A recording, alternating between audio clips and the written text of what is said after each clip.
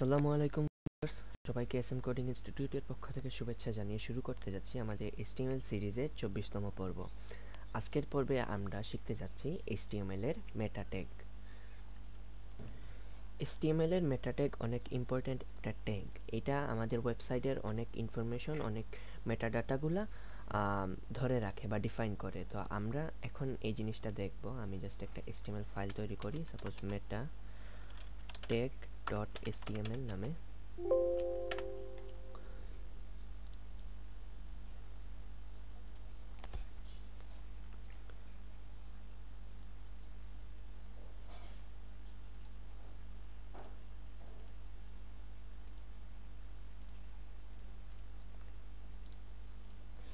আচ্ছা, যাই হোক, তো আমরা গত 2 দিন যেই শর্টকাটগুলো ইউজ করছিলাম HTML লেখার পর আমাদের এই যে 2টা ট্যাগ এক্সট্রা আসছিল, আমরা যখন নর্মাল ইউজ করছিলাম তখন এগুলো আসে নাই। এখন এই যে মেটা ট্যাগগুলো, আজকে আমরা হেডের আরও কিছু ট্যাগ নিয়ে আলোচনা করব। তো এই যে মেটা ট্যাগটা বা এই ট্যাগের কাজ কি? এই ট্যাগের কাজ হচ্ছে আমাদের ওয়েবসাইটে বিভিন্ন তথ্য বা ওয়েবসাইটের কিওয়ার্ডগুলা বা ডেসক্রিপশন যে জিনিসগুলা থাকে সেগুলাকে ডিফাইন করে। আমরা মেটা ট্যাগ ইউজ করি এরকম, এটার কোনো ক্লোজিং ট্যাগ নাই, এটা জাস্ট এরকম সিঙ্গেল ট্যাগে লেখা হয়। তো এগুলার ভিতরে মানে মেটা ট্যাগ একা কাজ করে না, এটার ভিতরে আমাদের অ্যাট্রিবিউট ইউজ করতে হয়। তো এর মধ্যে একটা অ্যাট্রিবিউট হচ্ছে কারসেট। তো এটা দিয়ে ক্যারেক্টার সেট বোঝায় এবং এটার ভ্যালু হচ্ছে অনেকগুলো হয়, UTF-8 আমরা দিয়ে থাকি।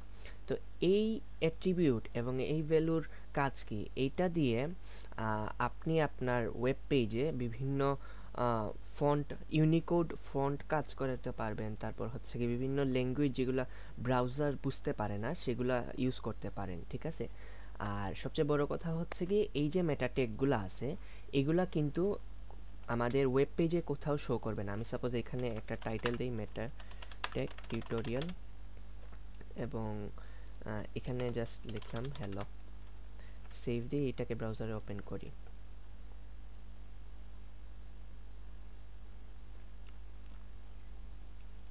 দেখেন এখানে মেটা ট্যাগ টিউটোরিয়ালটা চলে আসছে, হ্যালো চলে আসছে, বাট আমরা এখানে যে এই মেটা ট্যাগ, মেটা কারসেট এটা ইউজ করছি, এটা কিন্তু কোথাও আসে নাই। এটা এখানে আসবে না, এটা হচ্ছে গিয়ে ব্রাউজারের জন্য। যদি না আসে তারপরও আমাদের এটা ইউজ করতে হবে, কারণ আমরা যদি অনেক ফন্ট, যেমন ইউনিকোড ফন্ট যেগুলো আছে সেগুলাকে কাজ করাইতে হলে আমাদের এখানে এই মেটা ট্যাগের মধ্যে এটা দিতে হবে। তারপর আরেকটা যে জিনিস হয়, আমরা মেটা ট্যাগের ভিতরে আরেকটা অ্যাট্রিবিউট ইউজ করতে পারি, সেটা হচ্ছে নেম অ্যাট্রিবিউট। আমরা ইনপুটের মধ্যেও দেখছি, সো নেম অ্যাট্রিবিউটটা আমাদের পরিচিত। তো মেটা ট্যাগের ভিতরেও নেম অ্যাট্রিবিউটটা ইউজ হয়। এখন আরেকটা জিনিস মনে রাখতে হবে আপনাদের, যে যখনই নেম এই অ্যাট্রিবিউটটা ইউজ করবেন মেটা ট্যাগের ভিতরে, তখন অবশ্যই আপনাকে কন্টেন্ট নামের আরেকটা মানে অ্যাট্রিবিউট ইউজ করতে হবে। এখন এই নেমের কাজ কি, এই কন্টেন্টের কাজ কি? এই নেম দিয়ে বুঝাবে এই মেটার ভিতরে আপনি কোন জিনিসটা দিতে চাচ্ছেন। সাপোজ এখানে আপনি দিলেন ডেসক্রিপশন, ঠিক আছে? অর্থাৎ এই মেটা ট্যাগ এই নেম দিয়ে ডেসক্রিপশন বোঝাবে আমাদের এই ওয়েব পেজের ডেসক্রিপশন। তো আমি এইখানে লিখবো যে ডেসক্রিপশনটা আসলে কি হবে। সাপোজ আমি দিলাম this is our website description, ঠিক আছে? তো এটা দিলাম, দেখেন এখানে কোনো চেঞ্জ আসবে না, যখন আসবে আমি সেটা একসাথে দেখাবো। এরকম করে আমরা অনেক কিছু সেট করতে পারি। যেমন আরেকটা যদি নেই, আমি সাপোজ মেটা দিয়ে এখানে নেম দিলাম, এখন দিলাম নেম দিলে কন্টেন্ট অবশ্যই লাগবে। এখন এখানে আমি নেম দিলাম সাপোজ অথর বলতে আমরা জানি কি, অর্থাৎ এই ওয়েবসাইটটা কে ডিজাইন করছেন বা কে ডেভেলপ করছেন বা এই ওয়েবসাইটের অথর কে, ঠিক আছে? তো এখানে সাপোজ নেমের মধ্যে দিলেন এই মেটা ট্যাগের মধ্যে অথর, এবং এই কন্টেন্টে দিলেন সাপোজ যিনি অথর থাকবেন ওনার নাম। সাপোজ আমি এখানে দিলাম আমার নামটা। তো এখানে এই ব্রাউজার যেখানে এটা রান হচ্ছে এটা বুঝে নিবে যে এই ওয়েব পেজের বা এই ওয়েবসাইটের অথর হচ্ছেন SM সাদ, বা এখানে যেই কন্টেন্টে যে ভ্যালুটা দেওয়া থাকবে সেটা। সো সেভ দেন, কোনো চেঞ্জই আসবে না, সরি। ঠিক আছে, এরকম করে আমরা লাস্ট একটা ইউজ করি। এরকম আরও অনেক কিছু আছে। নেম দিলাম, এখানের মধ্যে দিলাম আমরা কিওয়ার্ড।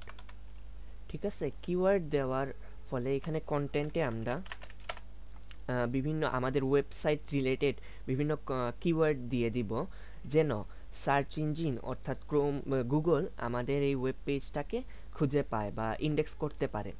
ঠিক আছে, এখানে অবশ্যই কিওয়ার্ড দিতে হবে, কারণ বুঝাইতে হবে যে এই মেটাট্যাগটা কিওয়ার্ড ডিফাইন করে। ঠিক আছে, এখানে আপনারা কিওয়ার্ড যে কোনোটা দিতে পারেন, সাপোজ ওয়েব ডিজাইন, তারপর HTML, তারপর আরও যা আছে HTML5, তারপর অনেক কিছু, ওয়েব ডেভেলপমেন্ট, অনেক কিছু আপনারা দিতে পারেন। এখানে যে ট্যাগগুলা থাকবে সেই ট্যাগগুলা কন্টেন্টের মধ্যে দিয়ে দিবেন। এখন একটা জিনিস অবশ্যই মনে রাখতে হবে, নেম থাকলে কন্টেন্ট অবশ্যই দিতে হবে, এবং একটা ট্যাগের ভিতরে আমরা একাধিক অ্যাট্রিবিউট ইউজ করতে পারি। এটা আমরা ইনপুট ফিল্ড যখন দেখছিলাম তখনও কিন্তু বলছি। এখন একটা জিনিস হচ্ছে যে এইটা হচ্ছে হেডারের একটা অংশ। আমি এটা লাস্টে কেন দেখাচ্ছি, কারণ হচ্ছে কি আমরা ডে বাই ডে একটু অ্যাডভান্স হচ্ছি। আমরা যখন CSS-এ যাব এবং বিভিন্ন ফন্ট টন্ট এগুলা ইউজ করব, তখন এগুলার প্রয়োজন আছে। একদম প্রথম দিকে যদি আমি বলতাম যে কারসেট UTF-8 দিয়ে আমরা ইউনিকোড 8টা সাপোর্ট করাতে চাচ্ছি, এইটা আসলে তেমন বোধগম্য হতো না আপনাদের জন্য, আমি যেটা মনে করি। সো এখন এই জিনিসটা আপনারা দেখবেন। এটা কিন্তু দেখেন এখানে কোনো জায়গায় শো করতেছে না, বাট আপনি যদি পেজ সোর্সে যান, এই জায়গার মধ্যে দেখেন এখানে কিন্তু এই জিনিসগুলা চলে আসতেছে, অর্থাৎ আমাদের এই পেজের মধ্যেই কিন্তু এইগুলা আছে। এখন সার্চ ইঞ্জিনে যদি এটা ওয়েব ডিজাইন HTML5 এগুলা লিখে সার্চ করা হয়, তাহলে আমাদের এই ওয়েবসাইটটা পাওয়ার পসিবিলিটি থাকে। এখন আমরা এই হেডার বা হেড সেকশনের ভিতরে আরও কিছু ট্যাগ দেখব। যেমন একটা ট্যাগ হচ্ছে গিয়ে লিঙ্ক, সরি,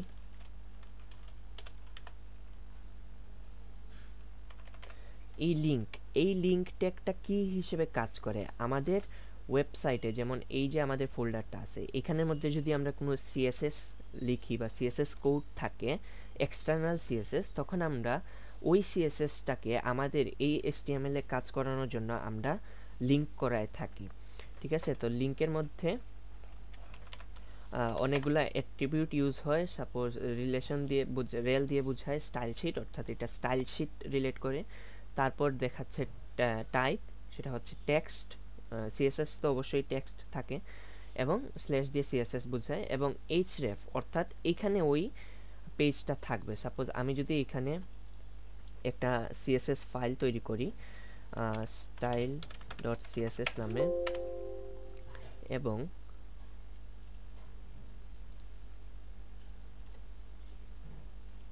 আমি যদি এখানে style.css-টা লিঙ্ক করায় দেই, এখন এই জায়গার মধ্যে যেই স্টাইলই আমরা দিব সেটা কিন্তু এখানে কাজ করবে। সাপোজ আমি যদি এখানে বডি ব্যাকগ্রাউন্ড রেড দিলাম, দেখেন এখন এটার ব্যাকগ্রাউন্ড রেড হয়ে যাবে। অর্থাৎ আমাদের ওয়েব পেজে CSS কাজ করানোর জন্য আমরা এরকম এক্সটার্নাল CSS কাজ করানোর জন্য আমরা এরকম লিঙ্ক ইউজ করতে পারি। CSS-কে আরেকভাবে ইউজ করা যায় স্টাইল ট্যাগ ইউজ করে। ঠিক আছে, এখানে আপনি যদি এটা নাও দেন তাহলেও চলবে, বাট দেওয়াটা বেটার। এখানে যদি আপনি স্টাইল করেন, এখন এখান থেকে আমি মুছে দিছি, এখানেও যদি দেন সাপোজ বডি, তারপর হচ্ছে গিয়ে ব্যাকগ্রাউন্ড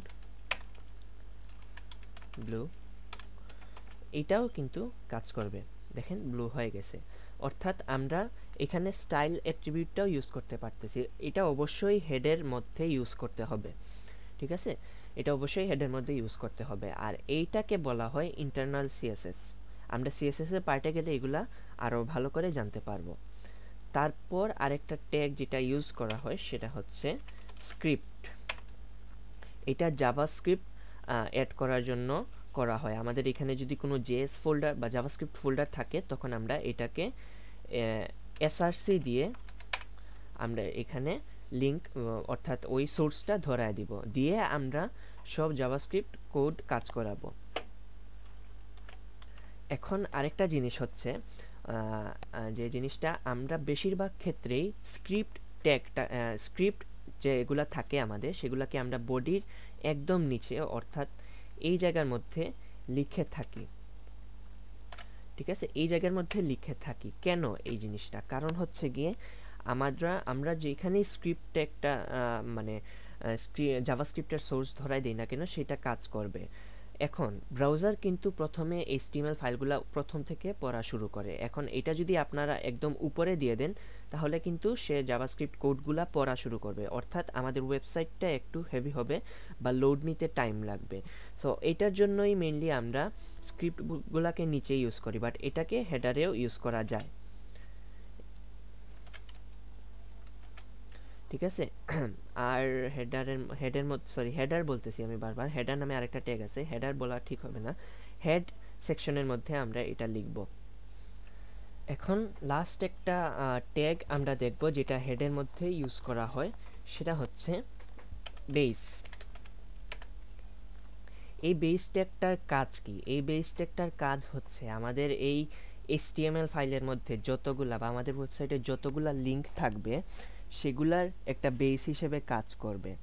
ঠিক আছে, অর্থাৎ আমাদের যতগুলা লিঙ্ক থাকবে সেগুলাকে ডিফল্ট একটা বা বেস লিঙ্কে আমরা সেটাকে কনভার্ট করতে পারি, বা ওইটা বোঝানোর জন্যই করা হয়। এখন আমি সাপোজ একটা এক্সাম্পল দিই, আমি বেস ট্যাগের মধ্যে আমার ওয়েবসাইটটা দিয়ে দিলাম http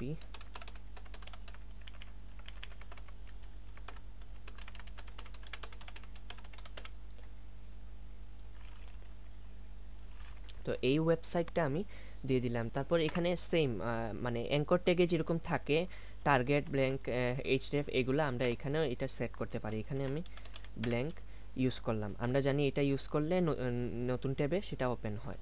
এখন আমি সাপোজ এখানে অ্যাঙ্কর ট্যাগ নিলাম একটা, এখানে কোনো href দিলাম না, দিয়ে দিলাম যে ফেসবুক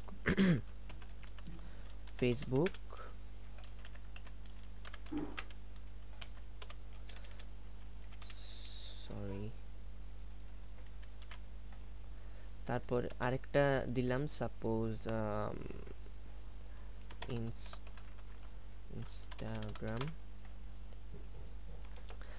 ঠিক আছে, এই দুইটা লিঙ্ক আমি সাপোজ দিলাম, এখানে কোনো hrefও দিলাম না, কোনো টার্গেট অ্যাট্রিবিউটও আমি ইউজ করলাম।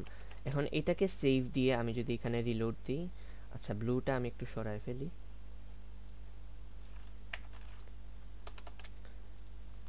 এখানে দেখেন দুইটা কিন্তু কাজ মানে দুইটা কাজ করতেছে। এখন এখানে কোনো লিঙ্ক দেওয়া নাই বা কোনো ইউআরএল দেওয়া নাই, বাট এখানে ফেসবুকে হোভার করার পর দেখেন আমার স্ক্রিনের বটন লেফট কর্নারে এখানে কিন্তু আমার ওয়েবসাইটের লিঙ্কটা দেখাচ্ছে। এখন যদি এখানে আমি ক্লিক করি, দেখেন নতুন ট্যাবে কিন্তু আমার ওয়েবসাইটটা চলে আসতেছে।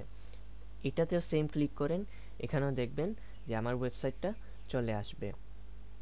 ঠিক আছে, তো এটাই হচ্ছে গিয়ে মেইনলি এই বেস ট্যাগটার ইউজেস যেটাকে বলে। এখন এখানে আপনি যে কোনো কিছু দেন এটা কিন্তু এখানে কাজ করবে। এখন আপনি এখানে যে কোনো কিছু দিতে পারেন, আমি এখানে একটা স্ল্যাশ দিই, এখানে আপনি দিলেন ওয়েব ডিজাইন। এখন দেখেন এই জিনিসটা ফেসবুকটা কিভাবে কাজ করে। এখন লিঙ্কে দেখেন আমার ওয়েবসাইটটা প্রথমে পাইছে, তারপর স্ল্যাশ দিয়ে ওয়েব ডিজাইন পাচ্ছে, অর্থাৎ আমরা বেইজের মধ্যে যেই hrefটা দিছি এটা কিন্তু একটা বেস হিসেবে কাজ করতেছে, অর্থাৎ প্রতিটা অ্যাঙ্কর ট্যাগের মধ্যেই কিন্তু এটা কাজ করতেছে। এখন এইটাতে গেলে কোনো কিছু না পাওয়ার পসিবিলিটি বেশি। ঠিক আছে, এখানে তেমন কিছু নাই, এই এরকম পেজে কিছু নাই। সো এইটাই হচ্ছে মূলত আমরা হেডের মধ্যে যেগুলো ইউজ করি। এই বেস ট্যাগটা তেমন বেশি ইউজ করা হয় না, আমাদের সবচেয়ে বেশি ইউজ করা হয় মেটা, টাইটেল, লিঙ্ক, স্ক্রিপ্ট, এবং মাঝে মাঝে আমরা ইন্টারনাল CSS লেখার জন্য স্টাইল ইউজ করে থাকি। তো এইগুলাই ছিল মেইনলি আমাদের মেটা ট্যাগ এবং হেডের মধ্যে যত ইম্পর্ট্যান্ট ট্যাগগুলো আছে সেগুলা। আমরা নেক্সট ভিডিওগুলোতে দেখব ট্যাগ দুই প্রকারের সেটা, এবং আস্তে আস্তে আমরা সিএসএস এর ভিডিও অর্থাৎ সিএসএস টিউটোরিয়াল শুরু করব। তো ভালো থাকেন, সুস্থ থাকেন, দেখা হচ্ছে নেক্সট ভিডিওতে। আল্লাহ হাফেজ।